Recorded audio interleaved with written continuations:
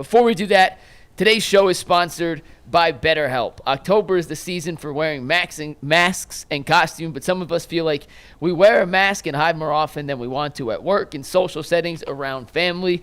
Therapy can help you learn to accept all parts of yourself so you can take off the mask, because masks should not be for Halloween fun, not just our emotions. If you're thinking about starting therapy, give BetterHelp a try. It's entirely online, designed to be convenient, flexible, and suited to your schedule. Just fill out a brief questionnaire to get matched with a licensed therapist and switch therapists anytime for no additional charge. Take off the mask with BetterHelp. Visit BetterHelp.com/LockedOn today to get 10% off your first month. That is BetterHelp, HELP.com/LockedOn. I mentioned we have 3 sound bites to play, one from Greg Newsome, one from Jameis Winston, and one from Myles Garrett on the aftermath of how fans handled the situation regarding the Deshaun Watson injury. First up, this is Greg Newsome. Oh yeah, no, that was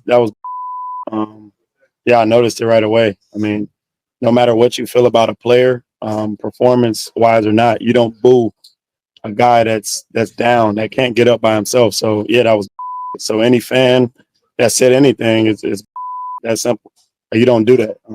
Like I said, whether the guy's playing well or not, whether you're a fan favorite, whether you're anything, you don't boo a guy that's sitting down. So yeah, that's. So that was Greg Newsome. Here's Myles Garrett addressing the fans afterwards at his post-game press conference yesterday.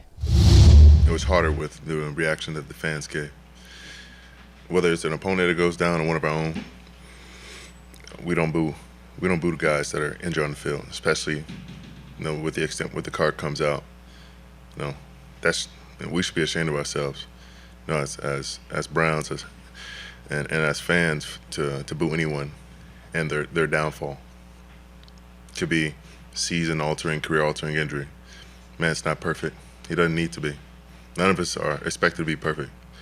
Can't judge him for what he does, off the field or on the field, because I can't throw stones from my glass house. But we need to do better. We need to do better on the football field, and we need to do better as fans for having some empathy for a man who's doing the best he can and did the best he can up to this point. We have to be better. That was Myles Garrett, and last but not least, here's Jameis Winston on the fan reaction. I'm grateful that I had a chance to serve Deshaun, but I am very upset with the reaction to a man that has had the world against him for the past 4 years, and he put his body and life on the line for this city every single day, regardless of your perception, regardless of what you thought should happen with him. He committed every single day that I've been here to be the best that he can be for this team. And I know I come from the deep South, Birmingham, Alabama, Bessemer, Alabama. So I know the standard that hungry fans want. But the way I was raised, I will never pull on a man when he's down. But I will be the person to lift him up.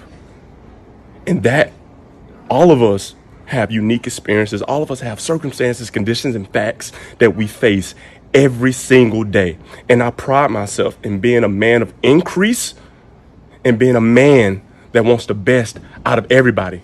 I tell myself every morning what I want for myself, I want for everyone. And I do not want the treatment that Deshaun Watson has received from these passionate fans. I know you love this game. When I first got here, I knew these were some amazing fans. But Deshaun was treated badly. Those were 3 players. Other players also spoke out against the cheers, booing, whatever the phrase you want to use in the aftermath of the Deshaun injury. G, I want to start with you. Right move, wrong move, what was your overall reaction to how Browns fans handled the situation when Deshaun got hurt, and then how that applies to how the Browns players reacted in their post-game media? Well, listen, if you were in that locker room and you're Browns players, players reached out and they said, listen, you guys want us to be a team. You guys want us to have each other's back. And in the locker room, we got each other's back. And you got to understand from the perspective of a player is, if you look at Myles Garrett and you look at, all these other players on the field, when they hear that type of stuff, they think, well, what makes me any different? I'm no different. If I'm laying on the field and my career is on the line, y'all might boo me. And so we got to understand, like, either we're going to want the guys to be all in this kumbaya, we got each other's back, we're family, all that good stuff. You should expect them to act a certain way when that happens. And from the fans' perspective, like, fans are frustrated. They get mad, they're upset. You're 1-6, they talk about Super Bowls. Some people paid a lot of money to come there. So when it comes to booing, fans are going to do that. That's just part of the game, you know what I mean? That's just is what it is. However, for me, my personal stance is I'm not going to boo somebody after they had an injury. Like, that's what it is. And the thing about, we got to understand about this, and we talk about the fractured fan base, is this ain't the first time this done happened. It's not the first time this done happened. Like, we could go back and we talk to Tim Couch all the time. That's the one I was texting with Tim this morning. See what I'm saying? Tim Couch, Derek Anderson. Here's the point that Browns fans got to take accountability for. You may say you booed because Deshaun Watson was not playing well. You say he was not doing what he needed to do. You could say it was the allegations. You could say he was a predator or whatever the case may be. What was your excuse when Tim Couch got booed? What was the excuse? It wasn't none. He was the first overall draft pick. He had a terrible offensive line, and he got the brakes beat off of him. To this day, you ask Tim Couch, that still stands with him. Ask Derek Anderson. That still sticks with him. On Twitter, when Odell Beckham Jr. tore his ACL in Cincinnati, players brought this up. I forgot about it. He said, we didn't like when people said good riddance, great. We're happy that he's out for the season. Maybe Baker will throw the ball to other people. The players in the locker room have not forgotten any of that. And it goes to the level of where somebody asks, and I was listening to Karma and Lima, and people was talking about, is it the fans versus, fans versus the players. And I don't think it's the fans versus the players, but what I do, for the fans that wasn't booing, I got a question though. Like, for the fans that wasn't booing, and, that wasn't what you was doing, and you had a little tact to yourself, even though you might have wanted Deshaun Watson to come out of the game. My question is, when the players attack the fans, not even attack, when they defend themselves and go and say, those people that were booing, they shouldn't have did that. Why are the other fans coming to their defense? I don't have to come to the defense of fans that do things that are inappropriate. And it comes to my main thesis statement. Nowadays, sports has become almost like a religion. It's a loyalty test. Either you're all 100% in on everything that we do as a mob, or you're out. We're excommunicating you. And there's no commentary on the people who do certain things as in the fringes of your group. We can do both things, people. We can all say that Deshaun Watson was playing bad. I said it. And trust me, people think that this is, and I know the undertones, people think this is a racial thing, right? But I talked to Earl before the show, and I talked to Earl off the show. When us as black people criticize Deshaun Watson, we get that. We get that brunt. We got people saying you're a turncoat, you're Uncle Tom, you done turned on Deshaun, what you doing? But then when we say he plays well, or we bring up some certain other things, we got another group of people saying, oh, you're playing a race card, you're carrying water for Deshaun Watson, so you do it. You're damned if you do, you're damned if you don't. So the thought process for me is, I like to live in a place where we support the guys that put the uniform on. I don't got to see eye to eye with you. I mean, we may not have the same ideology, but at that moment when a person is down, I choose not to take that certain road and say, you know what? I didn't want you to be quarterback, so I'm going to cheer for that. And it's okay for you to be a Browns fan to say that was distasteful and that was something that we shouldn't have done. So, I don't want to overblow it to a point and make it seem like every 80% of the Browns fans feel like that, or you don't have the right to boo somebody that's playing bad on the field. But at some point, why is it looked at as a negative when you just want simple civility? Like, we all adults, man. Like, we all got jobs. We all I don't want to teach my children to do things like that. Like, we can agree to disagree without taking victory laps at another person's demise. So that's just all I'm saying. And we've done it multiple times, not with just Deshaun Watson, but we've done it to Baker. We've done it to these other people. And at some point, we have to take accountability for the things that we do as a fan base as well.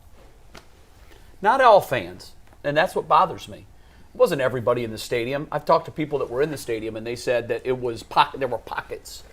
And you know, if you were there, you know, if you cheered, that a man was laying on the field completely broken with an injury that might likely end his passion. If you cheered that, you know it, and you have to shave in the morning and you have to look in the mirror. You have to live with that. That crosses a line of human civility. You used that word earlier. What are we? Really? If you want to boo a man's play and his performance, you have free license to do that. You pay hard-earned money to go to watch a game, and when they put crap on the field, your only recourse, your only outlet is to be vocal about that. But when a man is lying on a field with an injury and you cheer that, that is on you, and that crosses a line of fandom. Unfortunately, all of the Cleveland fans this morning that weren't involved in that are answering for the fans that were. And that's unfortunate because I don't like answering for that. There is no answer. I had a Philly fan text me and he said, "This is what we do. I didn't know Cleveland did that." And we do have a history of it, probably a history that we know more about than the national fan base and the national media. I don't think it has anything to do with race. I agree with you. Derek Anderson was white. Baker Mayfield was white. Tim Couch was white. That if the quarterback was purple and he won, we would cheer him and love him like no other. If he was purple and he played awful, he would hear the wrath of the fans just the same. I do think that the vast majority of fans at the game yesterday did not do that. Mm-hmm. You've been there on the field. Mm-hmm. We've all been in the stadium when an injury, a serious injury occurs to a player where the cart comes out. Mm-hmm. There is a hush that comes across the stadium. Mm-hmm. That vacuum, that silence, that hush was filled with the few pockets of fans that thought it would be cool to cheer. Mm-hmm. And then I believe a sort of mob mentality kicks in. That's right. Yep, I agree. You see the guy next to you, I agree, and he starts cheering, and you're like, yeah, what he said. And then the next thing you know, you've got this little groundswell of poor fan behavior. I don't think it speaks to who we are as a whole. I don't. And I'll argue that with anybody, from New York to Philly to Boston to any passionate fan base. That is not who we are as a whole. I agree. And I also believe, like most human beings on the planet, we are intrinsically good, capable of doing bad things. Mm-hmm. I think that's the same for a fan base. We are an intrinsically good fan base that loves to support our team. Go around the league, not yesterday's incident, but go around the league and ask fans in other NFL cities, what do you think of Browns fans? They're going to say, man, they're passionate. They're loyal. They are there for 0-16. They'll throw you a parade. That's who we are. There is a negative sliver that we had to deal with1yesterday. I just dismiss that cannot define us. It will not define us. It should not define us because that's not who we are. Go ahead, Jason. I'll back clean up. I certainly, I'm with you guys. I don't agree that you should boo a guy when he's down. Obviously, I can't believe we have to say that, but we'll say that. At the same time, I'm not going to legislate fans and tell them what to do. Like, that's on you. If that's how you choose to do it, then that's on you. You want to set jerseys on fire, set jerseys on fire. You want to boo, boo. You want to cheer an injury, it's not something I particularly would do. Right. But I do also acknowledge that this is a really complicated issue. This is not a normal situation. Mm-hmm. A lot of people didn't want this guy here in the first place, and we all know why. And there's a lot of allegations that go into it, and they're gross and they're uncomfortable. And the fans didn't ask for this. Like, there's a lot of fans who were perfectly happy with Baker, and they were happy with where the team was. And they had this dumped on them. And they've had to reckon with that for the last however many number of years. And in that moment yesterday, a lot of, maybe some of the people that cheered would say today they probably didn't, but they got caught up in the emotion of the moment. They probably should. I don't know. I can't speak for them. It was very hard to hear in the press box. I told you guys that in the text chain. I think Tom Withers even tweeted that yesterday. Yeah. It's so sealed in there, you can't really hear. And you heard it was like sort of a roar when he went down, but I took it more as oh my God, but whatever. I understand the nuance of this issue. It's when you think about all the allegations and you think about the women, it complicates things. It doesn't excuse the cheering. I don't condone that. And I understand where the players are coming from too. I totally get where the players are coming from. Gee, you're right. That could be them. I've talked to a bunch of players who when a guy goes down. When Nick went down last year in Pittsburgh, guys were devastated because they love Nick, and also they're thinking that could be me laying there, and that's real. And as fans sort of dehumanize players because they don't know them. These players know them. They go to battle with them, and no, Deshaun hasn't played well. And I've talked to plenty of people in the locker room who know he hasn't played well. I've also heard from guys who have told me even before the injury, I don't dislike him. He ain't playing well, but I don't dislike him. He's been a good teammate. He's cool with me. I'm cool with him. And so there's so many layers to this, and it's complicated. It's difficult. I don't think it was the right move to make. But if you're a fan who never wanted him here in the first place, and now you think this is the way out in that moment, I get it. So I don't know. It's probably not the great answer. It's probably not the politically correct answer. But I don't think that this is a clear issue one way or the other. And I think, just to put on top of that, I think a lot of people, when they were cheering in that moment, you got to take it into context the whole week. People all around the league, people had seen enough. Everybody, every major pundit, every major person has said, I would bench Deshaun Watson. Yeah. The team came out and said they were not going to do it. So when he gets hurt, to them, now it forces their hand. I get what I want. This is what we wanted to see. We wanted to see them move forward. In the moment, it's like your emotions you get caught up and you say, oh, they weren't going to take him out. They're going to put it. I bet you we'll see Jameis now. I bet you. And then what happens is, then they say, oh, he's really, really hurt. Yeah. Oh, he's hurt bad. Yeah. And then you kind of be like, ooh, I was kind of. Well, when the cart was on the field, you know what it is. Yeah. You know. And they didn't have the benefit of looking at the replay. The second I saw it, and we all in our text chat were like, that's an Achilles. We know what that looks like. Yeah. Well, G and I have both torn our Achilles. Yes. So you've been through it. Knew it for sure. Real quick, before you go, I just want to add, fans cheer with few exceptions. Like superstar players, fans will cheer for that player no matter what team he goes to. By and large, fans cheer for their team. The players come and go. You're cheering for the team.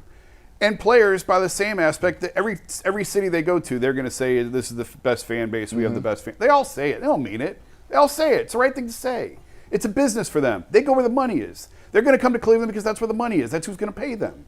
And the fans are going to cheer because you're wearing a Browns jersey. And if you don't play well, they're going to boo you. And they don't care. They don't care about you as a person. They care about what you can give your team, the team that they're cheering. Unless you're Nick Chubb. What I said was but he's with the few outlier. exceptions. With few exceptions. That's the cold hard facts. And that's the reality. And the players are the same way. They're going to leave Cleveland and not think twice. And then when they go to Kansas City, they're going to say, Kansas City clearly has the best fans in the NFL. And by the way, even Nick Chubb, as much as he's loved, he could do things that could get fans to turn on. 100%. Or if they could get rid of Nick Chubb and get an elite quarterback tomorrow, they say trade Nick Chubb. They burned LeBron's jersey, and the man is from here. Listen, that's it. That's you said it. If LeBron got it, if people still to this day don't like LeBron, even though he came back, they dismiss the fact he came back and won a championship. It don't matter because he left them. Some. But there was one jersey that got caught getting burned on camera, and you know what the national perception of Cleveland was? Yeah. Yep. You ingrateful. But last thing before you go, last thing. I do think Myles went too far when he's calling him an upstanding citizen and he's a fine member of the community or whatever. It's like, all right, I'm with you up until then. Can we leave that part out of it? Okay, so I'm glad you brought that up because I meant to say in my diatribe that I have that soundbite too. I thought that I loved what Jameis said and the tone in which he said it. I thought he was going to pass the plates when he was done. Well, that's his next profession, clearly. The man can inspire and move people. He's emotional, and he can elicit emotion with his words. All that being said, I agree with you. I thought what Myles said was perfect, except for the upstanding citizen part. And also, we also have to keep in mind, these were all allegations. He settled 24 of them because he had the financial means to do it, and he wanted them to go away. Jameis Winston also settled the rape allegation. Absolutely. Yeah. Not brought up yet, but he too Yeah. was accused, falsely or not. We don't know, but he did the same thing. Yeah. So maybe he's walked in his shoes. He understands it. And we don't know. He and the women know exactly what happened. I will say this. I think the general perception from the public is that there is something that went on. If nothing went on and this man was the victim of extortion from a lawyer who organized a group of women, this might be one of the most unfortunate incidents I've ever seen a professional athlete have to go through. I don't have the answer to that, but if he was falsely accused of all of these things and just wrote checks because he had the money because he needed them to go away, that's what a tragic story. We're talking about a man's life here. All that being said, the thing that Jameis said that I disagreed with was he puts his life on the line. I totally agree. Every single day. Totally agree. Military members in harm's way do that. Yep. Firefighters Yep. and police officers do that. Yep. If you're married to a firefighter and he goes to work or she goes to work, there is a real possibility in that job that he is not or she is not coming home. And they are not paid $230 million. That's right. So when he said he puts his life on the line for this city every day, that's a stretch. But here's what I would say, guys, and I got a lot of thoughts as you guys have talked, so let me get to it. Number one, when I first heard the comments from Jameis, I'll just talk about Jameis and Myles, those two. Bull, do you want me to play the soundbite that Myles said it? Yeah, why don't you do that? Yeah, okay, go Just ahead. so everyone has the full context. Steve, this is the other Myles soundbite. This is 257. It's a minute long, and then Bull, the floor is all yours. No one deserves that. I've seen him work his ass off to, get back in here and put a smile on his face and, try to put everything that's outside the facility behind him. Death threats, people come to his house, people, going after his family. No, like I said, no one deserves that. And I hate using the word deserves. I'm usually, pretty consistent saying earned. He hadn't earned it, and he doesn't deserve it. No, man does pretty much everything right. He's been a model citizen through college and most of the pros. He plays the game as hard as anyone I've seen. Puts everything on the line, willing to throw his body out there, and he plays the game at 100 miles per hour, and there's a risk in being injured, and that he took that risk. But we have to be there for him as a team, as an organization. We can't look down on the guy because of any mistakes on the field or anything off the field. We don't have anything. We don't have any more high ground to look down on the guy. So my first reaction when I heard that from Myles Garrett and when I heard what Jameis Winston said, there was a part of me, I agreed with a lot of what both of them said. And then there was a part of me that was like, hey, you went too far here, Myles, or you went too far. Jameis, you're being a little bit of a hypocrite. And then I thought about it a little more. And I realized that I'm not living their life. And I'm not in the same position that they are in. See, me personally, I don't think Deshaun Watson's innocent, but that's irrelevant to this conversation. Because we may think whatever we want as an outsider. Mm-hmm. They have a personal relationship with Deshaun Watson. So even if they say something that we, who are not part of the team, thinks is, oh, you're going a little too far with this, whether it's putting life on the line or model citizen, it's not going too far because they're emotional about their close friend. And so I understand what they're coming from. Even if I don't agree necessarily, it doesn't matter that I agree. All that matters is they are speaking from the heart. We always want players to be honest. Sometimes we criticize them when they're honest. These were guys speaking from their heart. They're not Myles Garrett and Jameis Winston, when they're reacting to the injury and the aftermath of a guy that they're friends with, that they're very close with. They're not thinking about the accusations or how they believe or don't believe whatever happened. They're thinking their friend's career might be over. And that people were happy about that, or people have gone to his house or threatened his family. These are all awful things.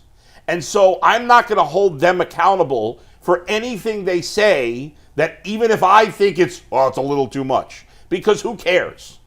All right? When we, first of all, as crazy as this thing may be, because I get angry and I get fiery and I go too far sometimes. I've admitted that. And I am mad at myself when I do it. And I curse and I yell and I scream.